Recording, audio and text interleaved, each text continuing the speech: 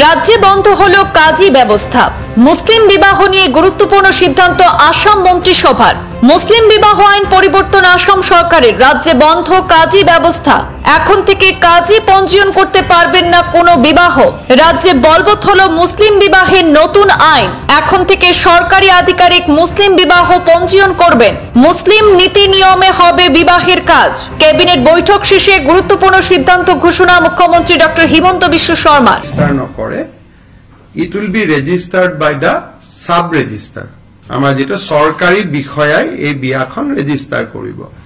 Kintu biya সম্পন্ন কৰাৰ যেটো অধিকাৰ সকলো ধৰ্মৰে আছে। বিয়া যেনেকে হিন্দু বামুণে বিয়া পাতে, শংকৰ সংঘত তেওঁলোকৰ নিয়মত বিয়া হয়। ইছলামৰ বিয়া পতাৰ যেটো বিধিটোত এই আইনখনত কোনো নতুন ব্যৱস্থা নাই। যেটো যি ধৰণে ইছলাম লোকসকলে নিজৰ বিবাহ সম্পন্ন কৰে ইমাম সকলৰ উপস্থিতিত বা যি ধৰণে কৰে তেনেকৈ কৰিব। Only restriction is on registration.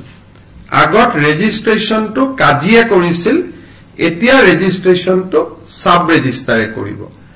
আৰু আগতে মাইনৰৰো বিয়া ৰেজিষ্টাৰ হৈছিল, এতিয়া মাইনৰ ছোৱালীৰ বিয়া ৰেজিষ্টাৰ হ'ব নোৱাৰে।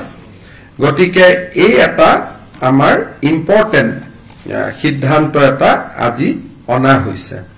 Assam compulsory registration of divorce bill. Can you just give us a small brief on Hindi for our? देखिए, हमारे जो मुस्लिम विवाह होते थे उनको काजी रजिस्टर करते थे। आज से ये सरकार में रजिस्टर होगा। और उस बिल में पहले प्रावधान था कि माइनर का मैरिज भी रजिस्टर हो सकता है। आज से माइनर का शादी रजिस्ट्रेशन नहीं होगा। तो बेसिकली यही दो प्रोविजन है। Basically child marriage. We want to attack on the child marriage.